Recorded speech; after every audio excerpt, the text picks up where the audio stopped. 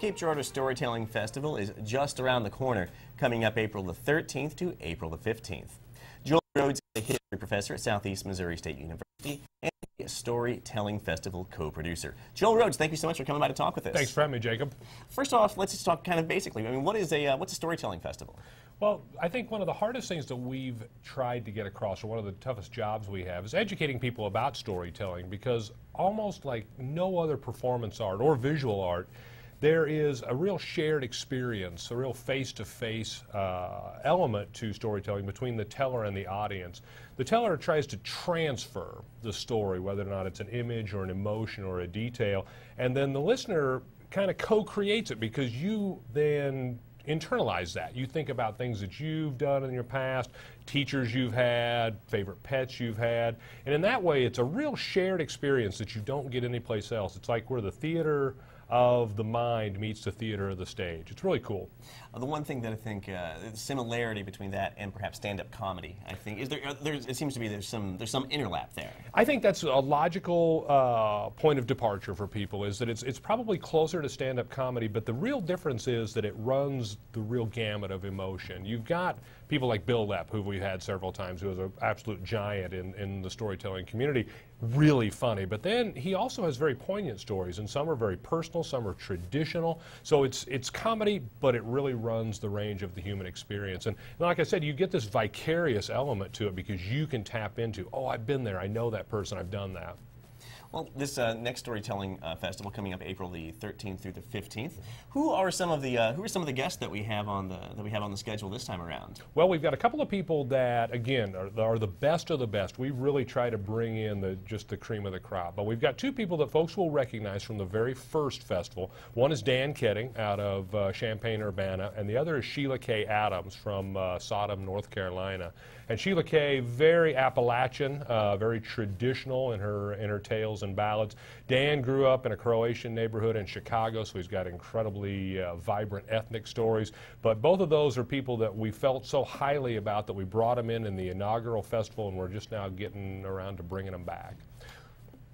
Who are some of the other storytellers that this might be their first time visiting the Cape Girardeau Festival? Well, we've got Kim Whitecamp, who is another national teller. Kim's actually been here a couple of times before as a regional teller, and she is somebody who in the last 5-6 years has really caught fire in the storytelling community and really made a name for herself. And we have been fortunate enough, I guess, we're not the sole festival that broke her into the big time, but I think we certainly helped. Like I said, we brought her here at least twice before, and now she is coming for the very first time as a headliner. And when we had the humorous storytelling last month, when I mentioned that Kim was coming back, she got the largest ovation of everybody. Another one is Jennifer Monroe, and she has never been here before. She's from Connecticut. She is British.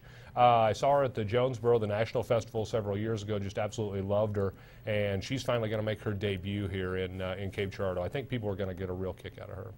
Well, how is the Storytelling Festival? How has it evolved and changed since the first one 5 years ago?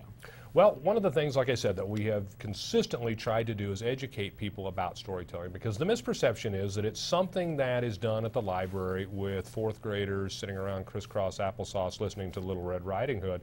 But nothing really could be further from the truth. It's such a dynamic performance art. And so we've been trying, and I say we, the Convention and Visitors Bureau, Chuck Martin, the co-producer, and I, and everybody that works on the festival, has been trying to educate people about, come out and take a look at it, just experience it. And as the festival has grown by leaps and bounds over the last few years, I mean, we now draw from 17 different states.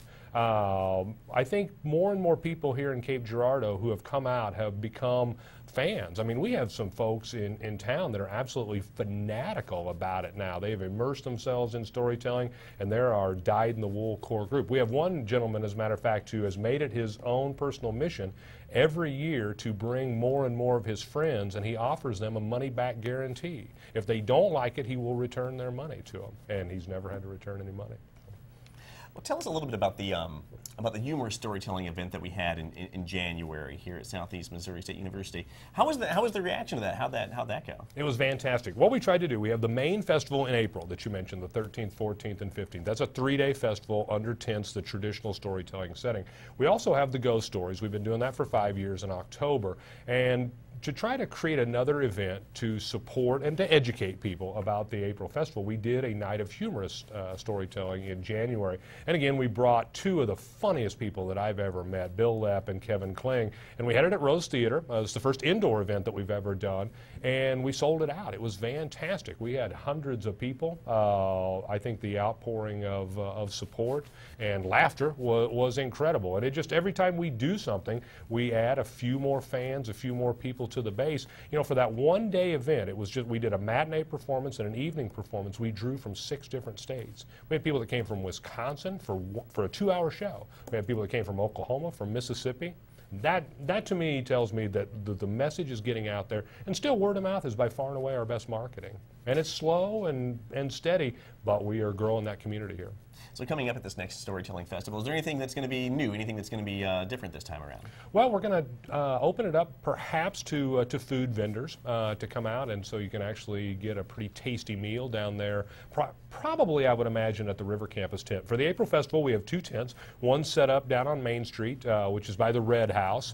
These are 800-seat tents. And then the other is at the River Campus, right there underneath that ancient beech tree. Each seat about 800, and they'll run simultaneously Friday and Saturday. So the addition of food, I think that'll be a welcome addition. We've got a couple of regional tellers. One, a gal named Jess Carlton out of Chicago, who is, I think, 24 years old. It's the youngest teller we've ever had, so I'm hoping that she'll be able to connect to a new generation of fans. But if you can't make it out for the entire weekend, you know, we offer day passes, and really the highlight of the festival has always been the evening, what we call Oleos. And it's from 7 to 9. We have our 4 featured national tellers who will do a 30-minute set. And we have had some magical performances. You get that big tent at the River Campus packed with about 800 people. The bridge is there, the ambiance of the river, and something magical usually happens, and it's really fun.